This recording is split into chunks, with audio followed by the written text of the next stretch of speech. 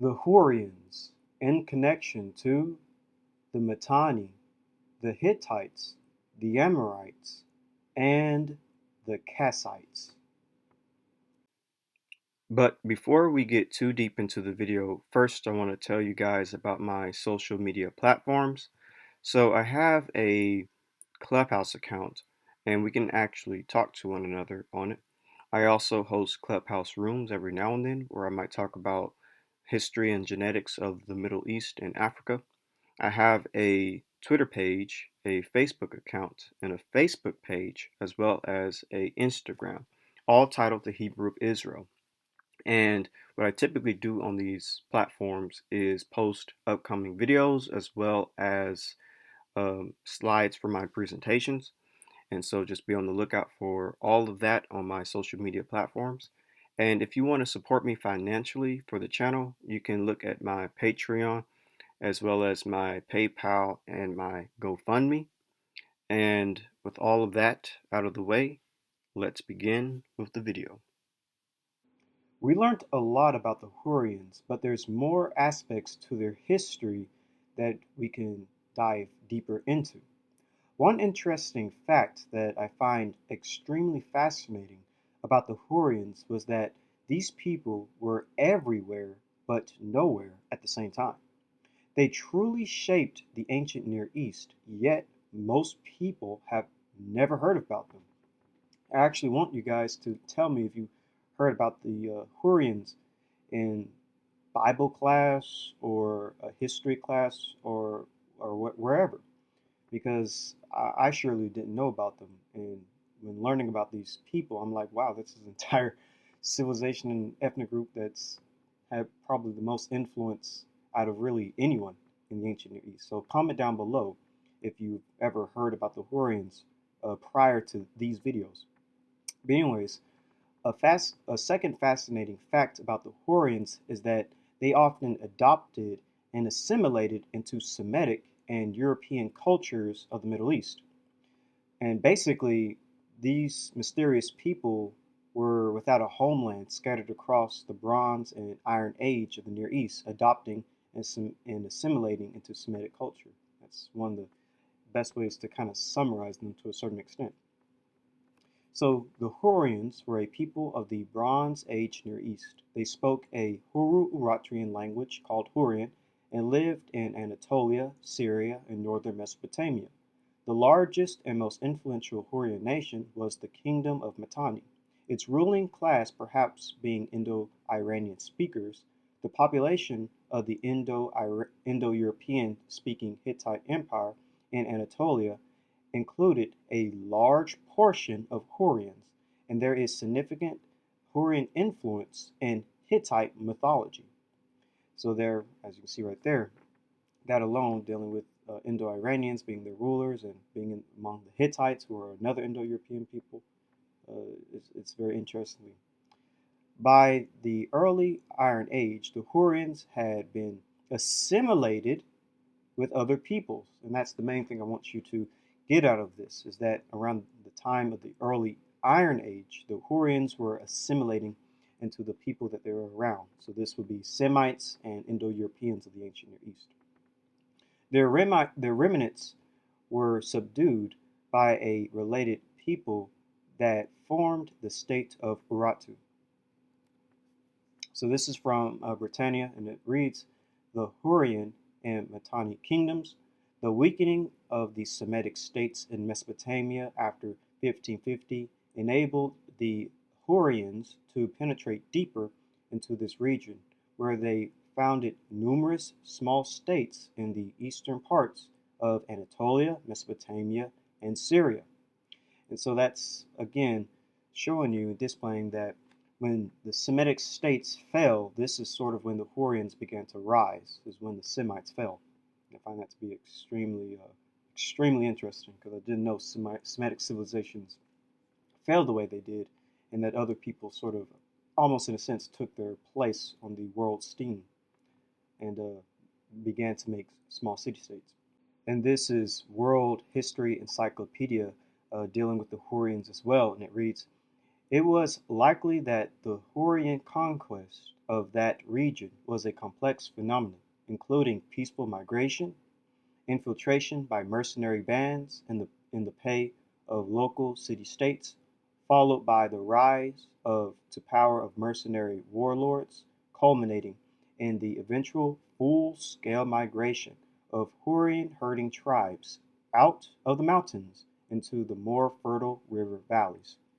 And so that's very interesting. It's basically detailing that it wasn't just one type of way; it was multiple type of ways for them to come into these warmer lands towards the south in the Middle East. Peaceful migrations and basically warfare. And in continuing, it reads further: the Hurrians often seem to have adopted the culture of the city states they conquered, making them less visible than ever in historical record. And I find that to be very, very important to know about the Hurrians because uh, if they adopted into Semitic culture, then when you think about it, if these Hurrians had descendants, some people who are Semitic speakers today could descend from these Hurrians because they would descend from just their ancient ancestors that adopted into Semitic culture. Because, of course, the Hurrians, I highly doubt that they completely disappeared from the Middle East. They likely would have had descendants like any other ethnic group. Now, continuing, it reads, for example, we have no evidence of a distinctive Hurrian military system. It seems that if ever there were a people who were both everywhere and nowhere, it was the Hurrians. And that right there is why I think that they're the most fascinating people of the ancient Near East. And I just can't get over the fact how I never knew about these people. And but that right there explains why. This is from the Cambridge Ancient History, Part 1, the Middle East and the Aegean region, and it reads, the Hurrians, it is true, showed a marked capacity for assimilating the cultural values of the more advanced peoples with whom they came into contact. And so that's one thing you're going to read about the Hurrians over and over again. Over and over again. Most scholars are going to say this, that the Hurrians often adopted and assimilated into the cultures that they were around. This is one thing the Hurrians were quite known for. So let's learn about some of these ancient Near Eastern civilizations that the Hurrians were a part of. So let's first begin with the Kingdom of Mitanni. So, Kingdom of the Mitanni. Mitanni was a Hurrian-speaking state in northern Syria and southeast Anatolia. While the Mitanni kings and other members of royalty bore names of Indo-Aryan origin and invoked Indo-Aryan deities attested in the Rig Veda, they probably used the language of the local people, which was at that time a non-Indo-European language, Hurrian. Their sphere of influence is shown in Hurrian place names, personal names, and the spread through Syria and the Levant of a distinct pottery type. And so also I want to detail how these Hurrians were in Mitanni, and Mitanni was in Syria, and basically you have a non-Semitic people in ancient Syria. And when I was always growing up and reading history, I always assumed Syria was always Semitic speaking, but that's not the case. There actually were non-Semitic people in ancient Syria. And I find that to be intriguing. So the Mitanni controlled trade routes down the Khabur to Mari and up the Euphrates, from there to Carchemish. For a time, they also controlled the Assyrian territories of the upper Tigris and its head waters at Nineveh, Erbil, Ashur, and Nuzi. The whole area supported agriculture without artificial irrigation, and cattle, sheep, and goats were raised. It is very similar to Assyria in climate and was settled by both indigenous Hurrian and Amorite or Amoraic speaking Amru populations. The names of the Mitanni aristocracy frequently are of Indo-Aryan origin, and their deities also show Indo-Aryan roots: Mitra, Varuna, Indra, Nasatera. These Indo-Aryan deities are listed in two treaties between Mitanni and Hatti from Hattusa. The British Museum considers these documents as being from a date around 1350 BC. The common people's language, the Hurrian language, was neither Indo-European nor Semitic. Hurrian is related to Eritrean, the language of Urartu, both belonging to the Hurro-Uratrian language family. Bearers of names in the Hurrian language are attested in widespread areas of Syria and the northern Levant that are clearly outside the area of the political entity known to Assyria as Hanil-Galbat. In the 14th century BC, numerous city-states in northern Syria and Canaan were ruled by persons with Hurrian and some Indo-Aryan names. That's very interesting.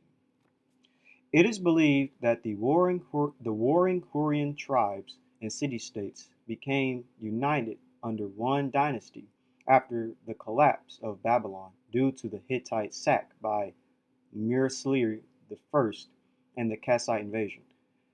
The Hittite conquest of Ablo Yamhad, the weak Middle Assyrian kings, and the internal strifes of the Hittites had created a power vacuum in Upper Mesopotamia. This led to the formation of the Kingdom of Mitanni. So basically, when a lot of these empires began to fall, Mitanni began to rise. Within a few centuries of the fall of Ukuna to Assyria, Mitanni became fully Assyrianized and linguistically Aramaicized, and the use of the Hurrian language began to be discouraged throughout the Neo-Assyrian Empire. And that right there is extremely key to note, because when you Assyrianize and Aramaicize these Hurrians, basically you're taking away the Hurrian tongue, and these Hurrians are going to grow up and live like these Semitic inhabitants, such as Assyrians and Aramaic peoples, and that partly kind of goes into the idea of these Hurrians assimilating, adopting into different cultures. Right here, they're assimilating and adopting into Assyrian and Aramaic culture, even though these people are originally a Northeast Caucasian people. And that's interesting because, to a certain extent, one could argue that some Syrians, not all, but some Assyrians, could even descend from Hurrians, and wouldn't know it because thousands and like 3,000 years ago, their Hurrian ancestor would have adopted and assimilated into Assyrian and Aramaic culture. So I think that's something key to kind of keep in mind, and that's also fairly interesting. So here is a map just detailing Mitanni, which was extremely large. And the population was, as they said, it was mostly Hurrian. You have Hurrians right here coming from the Northeast Caucasus to form the Mitanni Empire. And Mitanni was situated in modern-day Syria, in the upper Mesopotamia, northern Mesopotamia. And it was really, really large. So this is from World History Encyclopedia. The Hurrians, aka Hurri or Hurri, were a Bronze Age people who flourished across the Near East from the 4th millennium BCE to the 1st millennium BCE. Hurrians formed the principal cultural elements of the Bronze Age Mitanni kingdom and blended with the culture of the neighboring and then conquering Hittites. By the late Bronze Age, the Hurrians had been assimilated into surrounding cultures in the Near East, but many of their gods and myths could many of their gods and myths would live on in later cultures. When the kingdom of Akkad fell in 2190 BCE, the Hurrians and others exploited consequent power vacuum in Mesopotamia. And that's also another key thing to remember because Akkad was a powerful Semitic empire in Mesopotamia. And after it fell, Hurrians began to just migrate deeper into the Middle East, going into Mesopotamia, and of course going beyond Mesopotamia because they managed to reach uh, Syria and Canaan. And it reads, there was no Hurrian empire as such, but some of the independent city-states ruled by Hurrian kings may well have formed together in a loose confederation. By the second quarter of the second millennium BCE, the Hurrians were migrating into northern Syria and eastern Anatolia as they moved westward and southward. Once again, military conquest was mixed with the peaceful migration of Hurrian merchants, farmers, artisans, and nomads. And that's again important to just note. In some cases, it is an invasion, but in other cases, it is peaceful. These are just ancient people trying to find new land, trying to find a new place to set up shop or better fertile areas. So that's another thing to keep in mind. Now, continuing, it says the Hanagalbat, an area of Upper Mesopotamia, became the heartland of the Mitanni kingdom, which is around 1500 through 1240 BCE, which was predominantly Hurrian in culture. So again, just showing you another map of the ancient Mitanni kingdom. And here is Wash Ukana, and forgive me for any mispronunciations. And it basically extended, the Mitanni kingdom basically extended from Syria all the way into Iraq, modern day Syria and modern day Iraq, and even into modern day Anatolia. And the population, as they said, was mostly Hurrian. So you mostly had a northeast Caucasian people in the center of the ancient Middle East, a non-Semitic population heavily concentrated in the center part of the Middle East, which today is mostly Semitic speaking. So that's very interesting to note.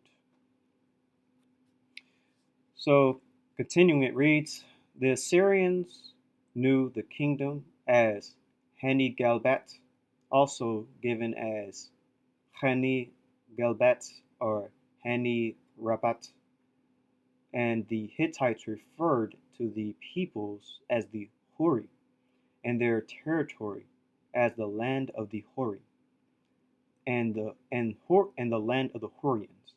And so most modern day scholars agree that they were Hurrians. They used the language of the local people, which was at the time a non-Indo-Iranian language, Hurrian. Scholar Gwendolyn Leake writes, the population of Mitanni was predominantly Hurrian, but the ruling class were Indo-European warriors who called themselves Mariuni and were worshipped and who worshipped deities with Vedic names such as Indra, Umrana, and the collective devas.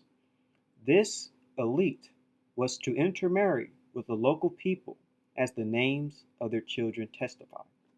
And that's also very interesting how you have Indo-Europeans in the ancient Middle East and ancient Syria, and that they ruled over these populations, and they were specifically Indo-Iranian, and they were, tasked with intermarrying the local people. So, in another sense, when it comes to modern day, some of these modern day Middle Eastern populations, some of them could even descend from Indo-Iranians, which is interesting. Could basically descend from Indo-Europeans. By the way, this again is from World History Encyclopedia Mitanni, specifically. I want to note that. To the east, the Mitanni had good relations with the Hurrian-speaking Kassites, whose territory corresponds to present-day Kurdistan. And again, here is the Mitanni Kingdom, very, very large, in the center of the Middle East, ancient Middle East. Here are your Hurrians, being the bulk of the population. And here are the Kassites that they mentioned, but we'll get into them later. The Hurrian and Mitanni kingdoms. So again, just reiterating, the weakening of the Semitic states in Mesopotamia after 1550 enabled the Hurrians to penetrate deeper into these lands, where they founded numerous small states in the eastern parts of Anatolia, Mesopotamia, and Syria. Again, here's just another map of the Mitanni Empire. Just look at how wide it is, going from Syria to modern-day Iraq. And this book, The Chechenians, also detail the connection between the Hurrians and Mitanni, and it reads, the Empire of Mitanni appeared in 1550 BC, probably to the southwest of the Armenian Plateau, and was made up at least partially by Hurrian subjects, although there is some indication that the ruling class was of Indo-European extraction. Hurrian was used as the language of state. Mitanni annexed Assyria in 1472 BC. The Mitanni culture, a unique blend of native Hurrian traditions and Sumerian and Akkadian cultural inputs, had in no small measure influenced the civilization of the Hittites and other peoples. The Mitannis perfected the two-wheeled war chariot, which had such a large impact on warfare from the 15th century BC. Mitanni was undone in 1300 BC, after having been subjected first to Hittite and then Assyrian attacks. So again, here is the Mitanni, here's the Hurrians, here's the Hurrians. This is showing you another map. So the Hurrians migrated south after the fall of the Akkadian Empire and other Semitic city-states in Mesopotamia. This is around the time the Mitanni Empire began to rise. The Mitanni Kingdom was predominantly ethnically Hurrian, but many of the ruling elite class and warriors were Indo-European Iranians or Aryans. But both groups mixed with each other and assimilated. The Mitanni Kingdom was extremely large. It encompassed northern Syria and southeast Anatolia, as well as modern-day Iraq. But the Mitanni Empire fell to the Hittites and the Assyrians.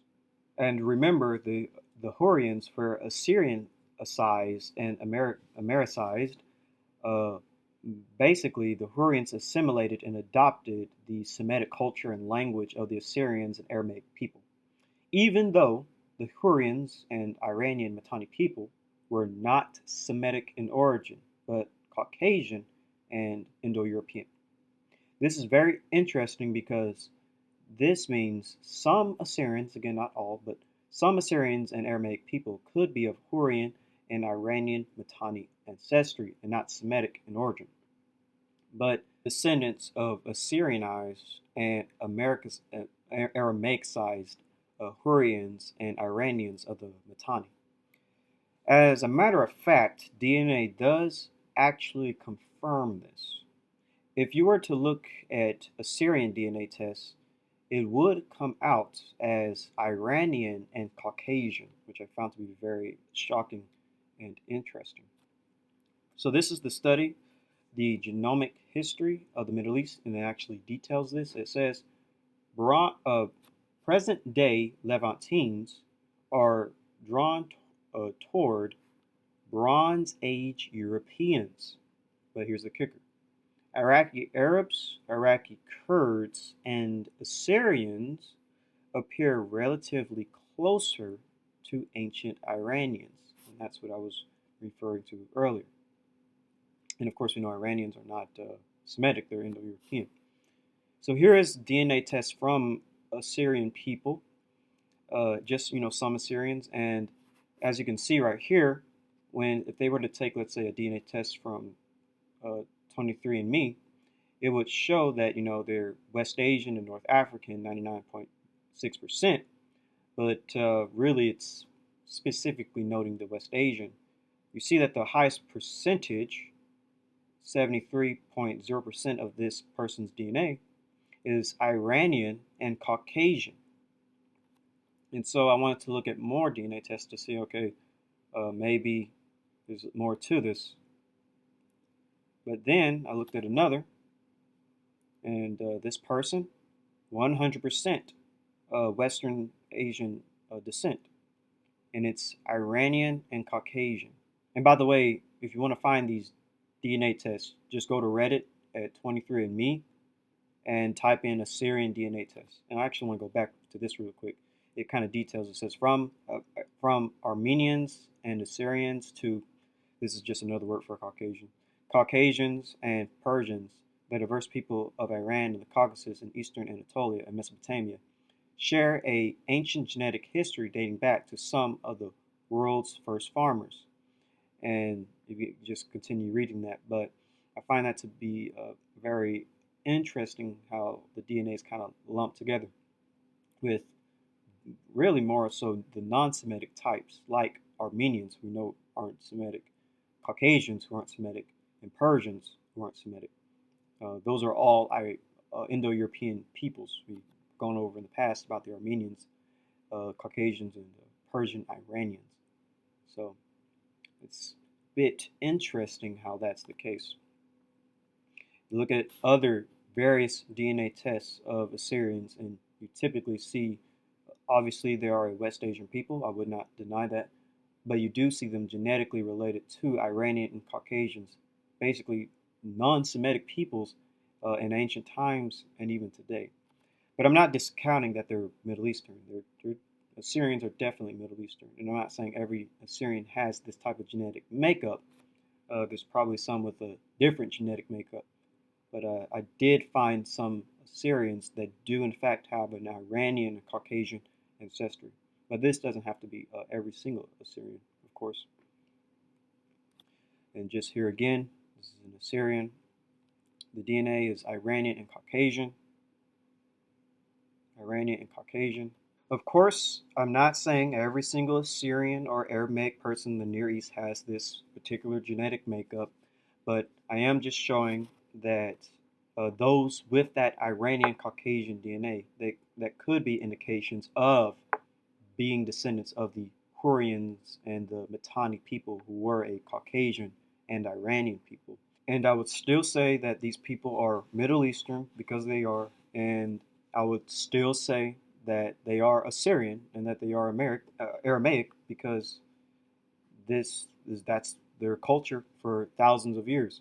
You know, even if they were to descend from these populations that were assimilated into their culture, I would still go ahead and say, yeah, they're Assyrian, that they're Aramaic, because for thousands of years they've just been practicing and speaking that culture and language.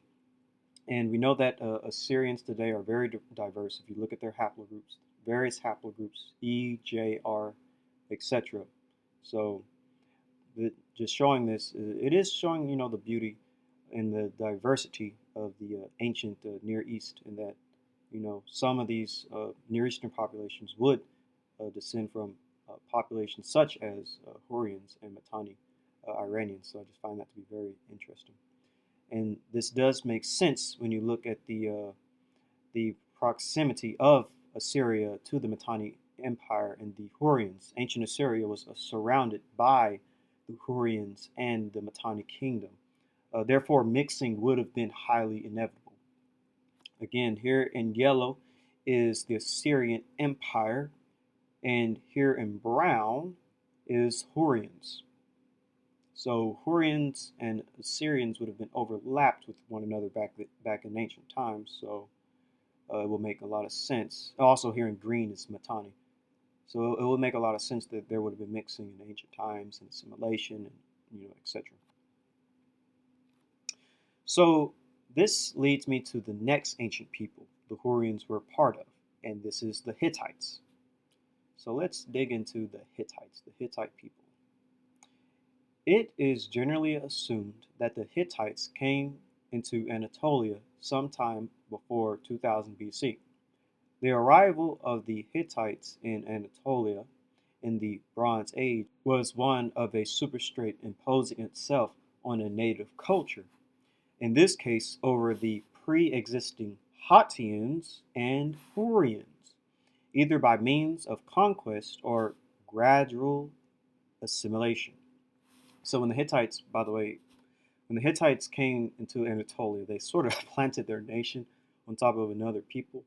And the Hittians were like one of the original nations. And there was also Hurrians there because, of course, we know about the Hurrians existing in Armenia and Anatolia and around.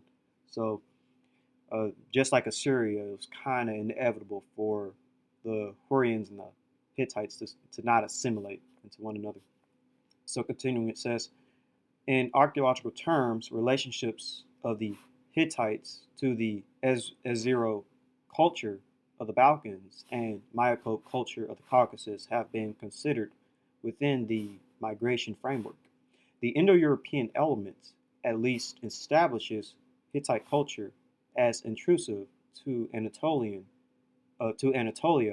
in the scholarly mainstream.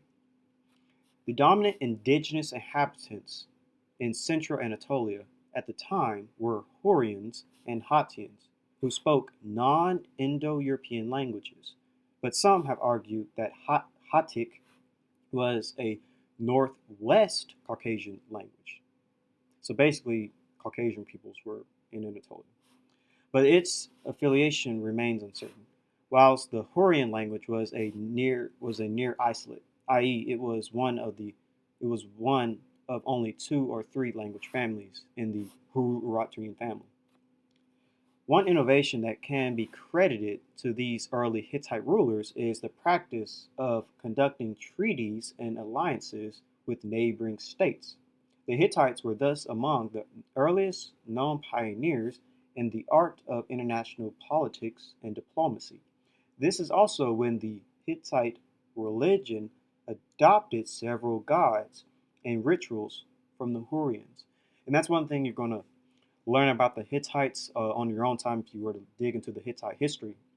They were really known as like the city of 1,000 gods because the Hittites were very loose and okay with other people practicing their religions. And they, of course, adopted the Hurrian religions, but they also allowed other religions as well, which I find to be very interesting. It almost reminds me of Hellenistic Greece. And that's one thing you kind of see with a lot of these ancient Indo-European cultures is allowing people to practice what they want. The Hittites, as an example that we just read, but the Greeks and even the Persians, and again, Persians, Iranians, they're Indo-European people. So I find that to be kind of interesting about ancient Europeans of the Mediterranean and the Balkans. Rome also allowed religious freedom.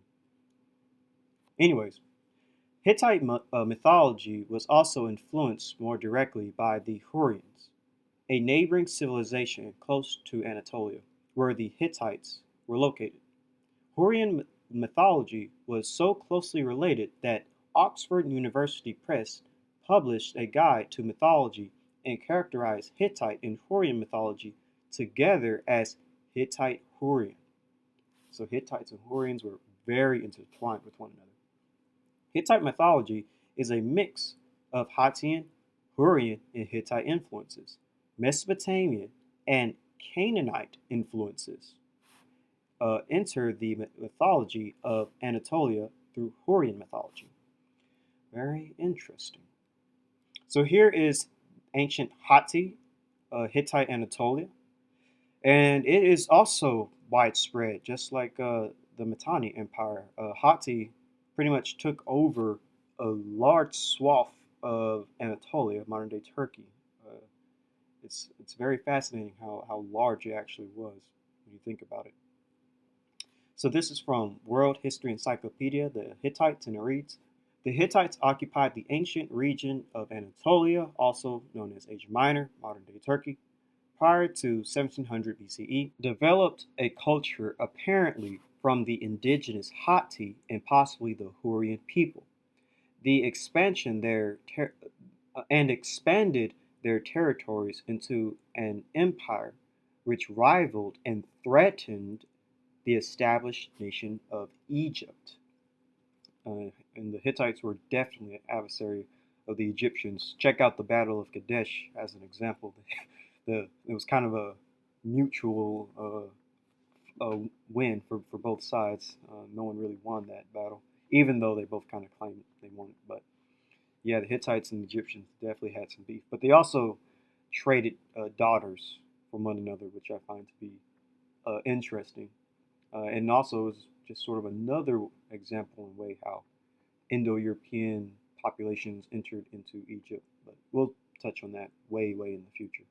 Anyways, the Hittite control of the region is divided by modern-day scholars into two periods: the Old Kingdom, 1700 through 1500 BCE, and the New Kingdom, also known as the Hittite Empire, 1400 through 1200 BCE. So again, here's just another map detailing the Hittite Empire, and it is extremely large, taking up all of modern-day Turkey and parts of the Caucasus. I would say this would be Armenia and some other countries, and even in parts of Syria. And again, these Hittites are an Indo-European people. These are an Anatolian Indo-European people in the ancient Middle East. And basically, one of the things I want people to understand is that the ancient Middle East was not just Semitic people. And that's what I always sort of thought of when reading Bible stories and thinking of and being in history class, that the Middle East was just simply Semitic only, and there was really nobody else there. But that is not the case. You had Indo-Europeans in the Middle East. You had non-Semitic populations in the Middle East. It's way more complex than just Semitic Middle Easterners in the Middle East, Indo-European peoples in Europe, and Hamitic peoples in Africa. No, it's way more complex than that. So continuing, this is from World History Encyclopedia dealing with the Hurrians, and it reads, from the 16th through 15th century BCE, there was increasing antagonism between the Hittite Empire 1700 through 1200 BCE and Mitanni. This was a continuation of the hostilities between Hittites and Hurrians, which had been ongoing in the 17th century BCE, Syria being a particular bone of contention. Although a coincidence of Hittite expansion was that as more Hurrians came under Hittite rule, there was a further spreading of Hurrian cultural elements westwards, especially deities, which were borrowed and loaned between the two cultures and others in the region. For example, the Hurrian storm god Tusheb became identified with the Anatolian god of the same function, Tar-Hunza. Once more, the Hurrian culture was being assimilated by both friend and foe across the region. And that's just sort of funny to me about the Hurrians, that they were they were kind of good at getting both allies and enemies, and both allies and enemies sort of took upon their traits, and that's just something I don't really read about in history, and that's just a little funny, actually. So continuing, it says, following the conquest and division of Mitanni by Assyria and Hatti in the mid-13th century BCE, the Hurrian language and culture continued under the political control of the Hittites and Assyrians. In the first millennium BCE, the Hurrians had been absorbed into other cultures of the region, but, as previously, elements of their culture became intermixed with that of their successors. So yeah, that's another thing about these Hurrians. They kind of got conquered a lot, I would say, by more powerful people, and because of this, they basically kind of got absorbed and intermixed with those people. So they're kind of like a lost, wandering people without a homeland, because they kept getting conquered, and then they will intermix with the surrounding more powerful nations like Assyria and the Hittites. It's kind of why they're everywhere. So here's just another map of the Hittite kingdom. And as we just read, we have the Mitanni with a lot of Hurrians over here. Then you have the Hittites with a lot of Hurrians over here. So you actually, when you think about it, you have a lot of these Caucasian, these non-Semitic people in the Middle East, stretching from, now adding the Hittites, stretching from Anatolia to Syria to Iraq. And we know everybody north of here is Caucasian. Well, mostly Caucasian. So that's a very wide range we're dealing with. So the Hurrians were in Anatolia before the Hittites arrived. The Hittites attacked the Mitanni Empire, much, like the Assyrians. And like the Assyrians, the Hurrians assimilated into Hittite culture. And Hittites also adopted Hurrian gods, rituals, and religion. Furthermore, they became intermixed with each other between the Hurrians and the Hittites. But it doesn't end here. The Hurrians also joined themselves with another Semitic people, such as the Amorites in the Kingdom of Yamhad. So let's deal with Yamhad. And that's how I pronounce it. Forgive me for my mispronunciation if that's not how it's pronounced. So the Amorites were an ancient northwest Semitic-speaking people from the Levant who also occupied large parts of southern Mesopotamia from the 21st century BCE to the end of the 17th century BCE, where they established several prominent cities in existing locations, as in Islan, Larsa, and later notably Babylon, which was raised from a single town to an independent state in a major city. During the 15th through 14th centuries BC, the Amorite city of Qatna received deep influence from the Hurrian language, as scribes of the city incorporated Hurrian elements into their text. I would say that's actually a pretty big achievement of the Hurrians to even get the scribes of the Amorites to sort of influence some of their elements into their text. That's a really big achievement.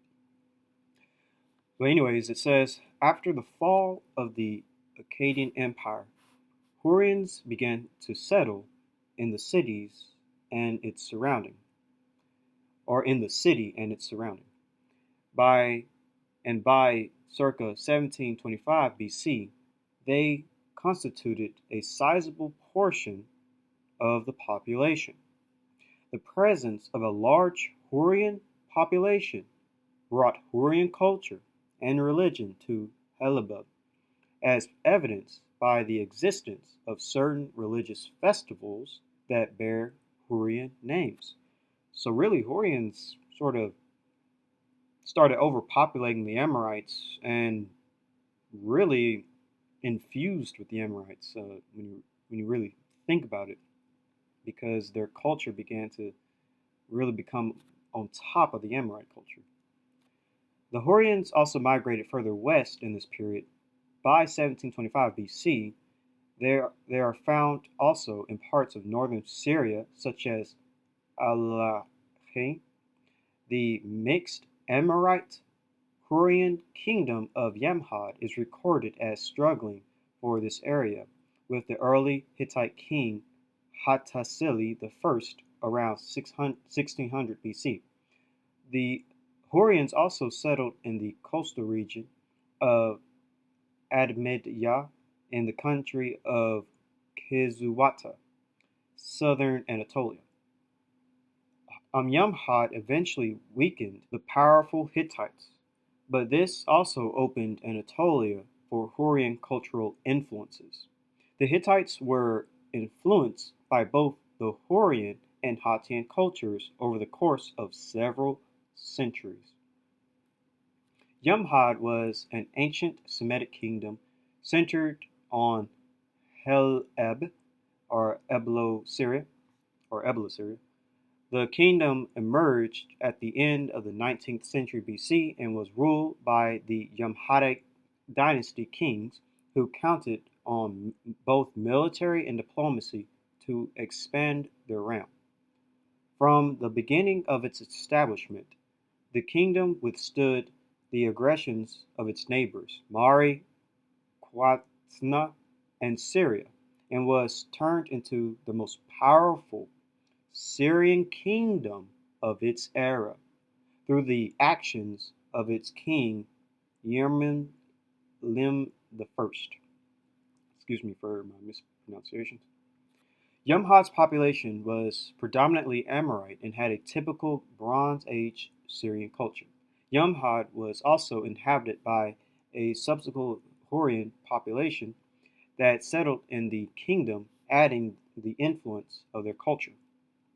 The people of Yamhad practiced the Amorite religion and mainly worshipped the northwest Semitic deities. The most important of this were Dagon, who was considered the father of the gods, and Hadad, who was the most important deity and the head of the pantheon.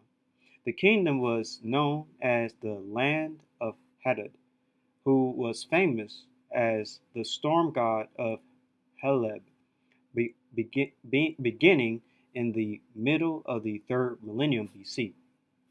As the Hurrian presence grew, so did Hurrian religious influences, and some of the Hurrian deities found a place in the Yamhadite pantheon. King Abba El the First mentioned receiving the support of the Hurrian goddess Heb or Hebat in one of the Alaalek tablets. Hebat was the spouse of the Hurrian main deity Tusheb, but in Abba El the First tablet, she is associated with Hadad. Later, the Hurrians started to identify Tusheb with Hadad, who became Tusheb, the storm god of Heleb. So basically, there was a lot of influencing and infusion of Hurrian and Amorite religion. So much so, it even went up to the pantheons with the mixing and saying that this god married that god and so on. So here is Yamhad, where you had the Hurrians and the Amorites. This is their kingdom. Infusion of Amorite and Hurrian, both religiously and perhaps even genetically. So this book deals with the ancient Near East, and it details a section dealing with the Hurrians and Yamhad and the Amorites. This book is called Between Myth and Mandate, and it reads, the origins of the Hurrians remain murky.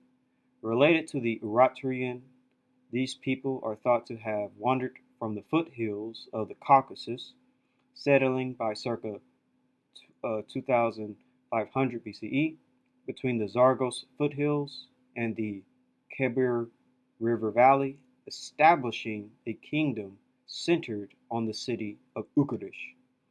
By 1725 BCE, they had migrated west and established the Amorite Hurrian kingdom of Yamhad, which directly challenged the Hittite kingdom under Hattusili I in 1650 through 1620 BCE.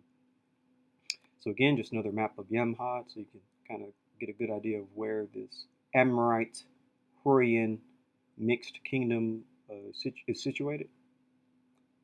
And this book is called Mythologies, a polytheistic view of the world.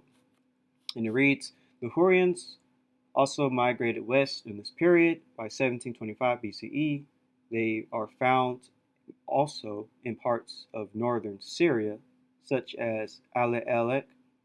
The Amoritic Hurrian kingdom of Yamhad is recorded as struggling for this area with the early Hittite king Hattusili I around 1600 BCE.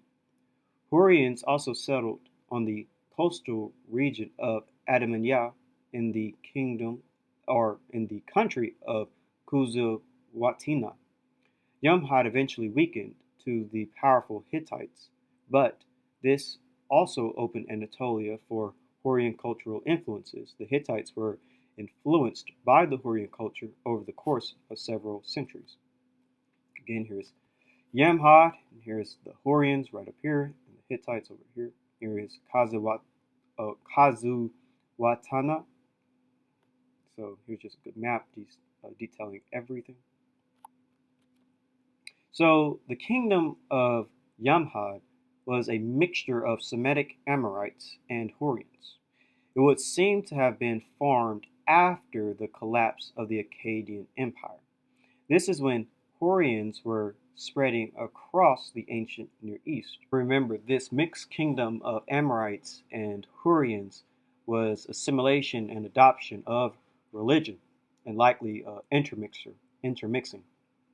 And this is no different than any other nation that we've mentioned thus far. This leads to the next and final nation we'll cover, because there actually are a lot of other nations that the Hurrians influenced, and we'll cover more of them later. But for now, we're only going to deal with one more, and it's the Kassites of Babylon. So let's look into the history of Babylon and the Kassites. So the Kassites were people of the ancient Near East who controlled Babylonia after the fall of the old Babylonian Empire, 1595 BC, and until 1155 BC.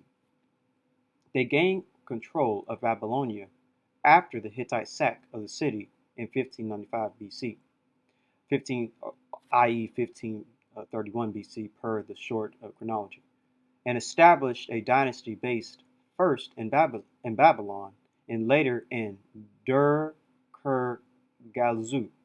The Kassites were members of a small military autocracy, but were efficient rulers and locally popular. And their 500-year reign led an essential groundwork for the development of subsequent Babylonian culture. And that's one thing I want y'all to keep in mind once we learn about the identity of these Kassites, that they ruled Babylon for 500 years. That is an extremely long time. And that they laid the groundwork for Babylonian culture. So keep that in mind once we realize who the Kassites are. Anyways, further it says, the chariot and the horse which the Kassites worshipped first came into use in Babylonia at this time. The Kassite language has not been classified. What is known is that their language was not related to either the Indo-European language group nor the Semitic or other Afro-Asiatic languages. So their language isn't Semitic, and it isn't Indo-European, and it's not even Afro-Asiatic. So, and these people ruled Babylon for 500 years. But anyways, and is most likely to have been a language isolate. Although some linguists have proposed a link to the Hurru-Uratrian languages of Asia Minor. According to some data, the Kassites were a Hurrian tribe. And that right there is extremely intriguing. Now continuing, it says, however, the arrival of the Kassites have been connected to the contemporary migrations of Indo-European peoples. Several Kassite leaders and deities bore Indo-European names, and it is possible that they were dominated by an Indo-European elite, similar to the Mitanni, who ruled over the Hurru-Uratrian speaking Hurrians of Asia Minor. And one thing that I'm starting to see about the Hurrians is that for some reason, they typically migrated with a lot of Indo-European peoples. They sort of, both Indo-Europeans and Hurrians travel together, it would seem like, or that they at least got along with each other. And typically, these Indo-European groups that the the Hurrians were with were an Iranian type of people. And that's fairly interesting when it comes to these Kassites, because Kassites a mixture of possibly Hurrian and Indo-European people, ruled Babylon for 500 years. And I'm pretty sure most of us would assume Babylon was always forever Semitic. And that is simply not the case. So here is the Kassite Empire. It's showing you a map of the Kassites. Got Hurrians coming in and ruling or becoming a bulk of the population. So this is an excerpt from the book, The Peoples of the Highland Vanished Cultures of Lurstan, Mitanni, and Urartu.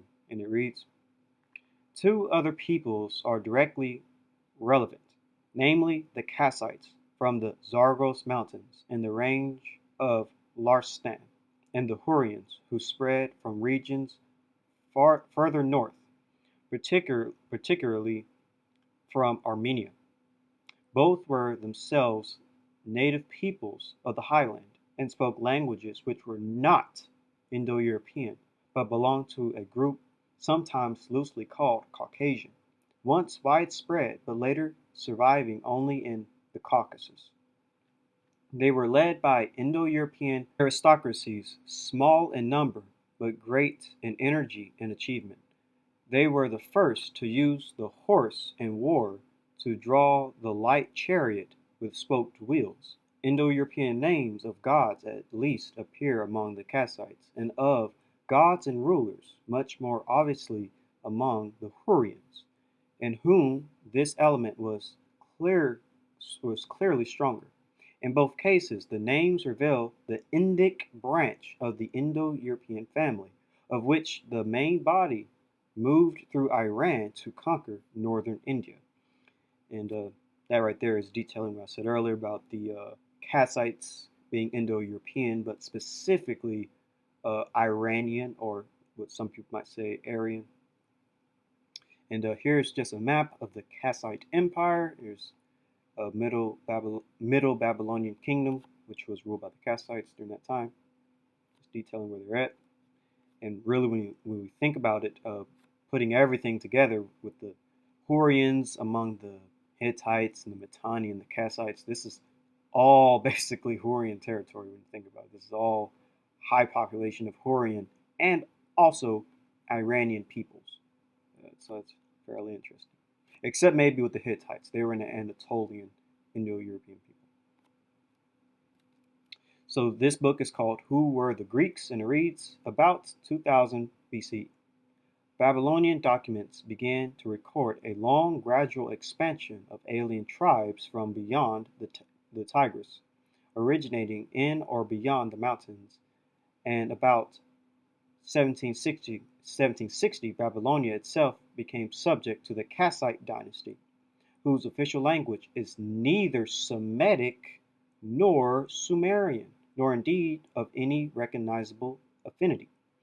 But the Kassites introduced the horse into Babylonia and used it, like the Aryans who were bringing it at about the same time into northern India, not for riding but for drawing wheeled vehicles. It is inferred that they had been in contact before arrival in Babylonia with people of Aryan culture and speech. More than this, among the names of Kassite kings are some which appear to contain Indo-European elements, as though they belonged to families which had once used Indo-European speech but had lost it as their official language. Through assimilation to the people of Kassite speech, whose movements they were now directing, some Kassite deities seem to have Indo-European names. So again, here is Kassite Babylonia, and it basically went all the way from southern Iraq, southern Mesopotamia, and it would have stopped at the Mitanni Empire, which is another population of people with Hurrians, and then up to the Hittites, it was another population of Hurrians, and then to the north of them are basically where the Hurrians came from.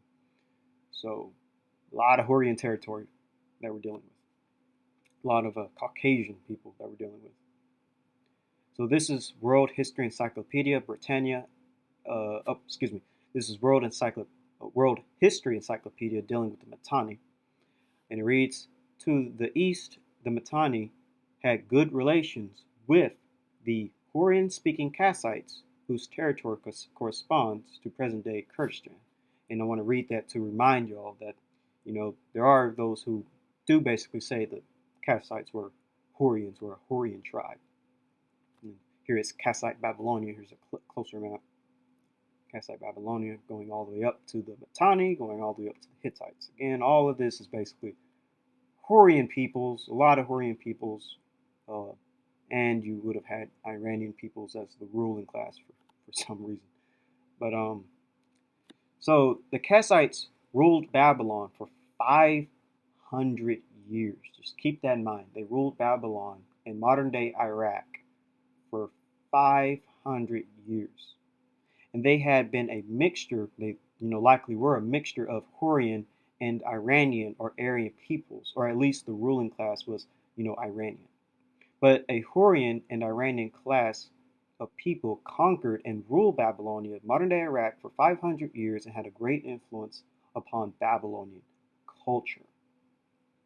I find this to be extremely interesting. Essentially, an Indo-European Iranian people and the Northeast Caucasian people ruled Babylon longer than any other ancient Semitic civilization. And this is something that, again, I keep reiterating this, but this is something that I just never knew in history growing up.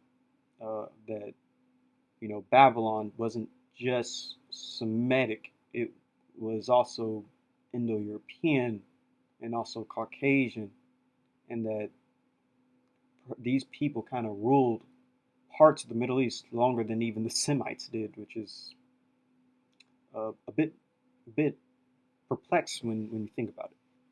So furthermore, the fact that, a non-Semitic people ruling over Babylon is equally fascinating, whether they were Iranian or Hurrian, because again, they're not. Some people aren't 100% sure about who the Kassites are. Like some, again, are saying that they're Iranians or they're Hurrians. Either way, whichever ethnic group they are, they're likely both, just like the Mitanni.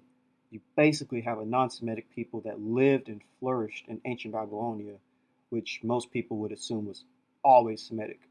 And like I always say, what happened to the Kassites? What happened to these Hurrians and these Iranian peoples? Obviously, they didn't just disappear. Likely, their descendants would still be there today. But, however, again, genetically speaking, this does make sense. Many modern-day Iraqis are basically descendants of ancient Iranians and Caucasians. This is from the Genomic History of the Middle East, and it reads, present-day Levantines are drawn towards Bronze Age Europeans, but here's the main thing. Iraqi Arabs, Iraqi Kurds, and Assyrians appear relatively closer to ancient Iranians. Remember, Iranians are Indo-Europeans. So here are DNA tests of Iraqi people. I'm using both Iraqi people and Iraqi Kurdish. You can get this from Reddit on 23andMe, and it shows most of their DNA being West Asian, which I do not disagree with. These are West Asian peoples, but what is their specific ancestry? It shows that they are Iranian and Caucasian. Iranian and Caucasian. 99.3% West Asian. Genetically, they're basically Iranian and Caucasian, 93.7%. You look at multiple DNA tests of Iraqi peoples, it's going to show Iranian and Caucasian, Iranian and Caucasian, Iranian and Caucasian. And who are the peoples that ruled in the ancient Near East? It was, the rulers were typically Iranian or Aryan, and then the general population was typically Hurrian. And these peoples did intermix. The local population, the Hurrians, as we read earlier, that was something that the ruling class wanted to do. So that's what we see in the DNA. And this is actually very important to know, because this is exactly why African Americans would never, ever, ever test 100% when it comes to Middle Eastern ancestry, because Middle Eastern DNA is basically Caucasian and Iranian. And obviously, African Americans are not a Caucasian and Iranian people. Many modern-day Middle Easterners are descendants of Caucasian and Iranian populations. And so that is something to sort of keep in mind when it comes to these DNA tests, and just the fact of the matter when we test these ancient populations. Now, with that being said, I wouldn't say that Caucasian and Iranian components are the original Semitic type. I wouldn't say that, but I would agree that it is Middle Eastern. But original Semitic, no, those are non-Semitic populations. But anyways, so the Hurrians were a widespread people among the Mitanni, which was Iranians of Syria, the Hittites who were Anatolian Europeans, the Amorites who were Semites in Syria, the Assyrians who were Semites in northern Iraq, and the Kassites who were Iranians of Iraq. The Hurrians were a very important people to study and learn about when it comes to the ancient Near East, and that they were with all these ancient, powerful Middle Eastern kingdoms. But yet, they are the less and least known by most laymen when it comes to history. And again, I want y'all to comment down below if you knew about the Hurrians prior to these videos, and if you knew about the Hurrian influences with these powerful kingdoms like the Mitanni, the Hittites, the Amorites, the Assyrians, and the Kassites. But also comment down below if you knew about the Hittites being Europeans, and if you knew about these civilizations like the Mitanni and the Kassites possibly being Iranians in origin. Like, did you know about these many Indo-European civilizations, these non-Semitic civilizations in the ancient Middle East? I'd kind of like to know how many people knew about this, because this is extremely fascinating to me, because I assumed everybody was Semitic in the ancient Middle East, and most people kind of assumed that the Middle East was just always Semitic. It was never anything else, but that's just entirely false. There was many ancient populations there, and the ancient Middle East was very complex. And another interesting fact about the Hurrians is that they often assimilated and adopted into the culture of their rulers, and the rulers adopted some of the culture of the Hurrians as well.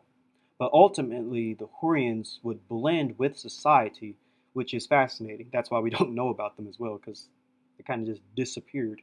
And a lot of the people that the Hurrians kind of assimilated with were Semites, but also with Iranian groups.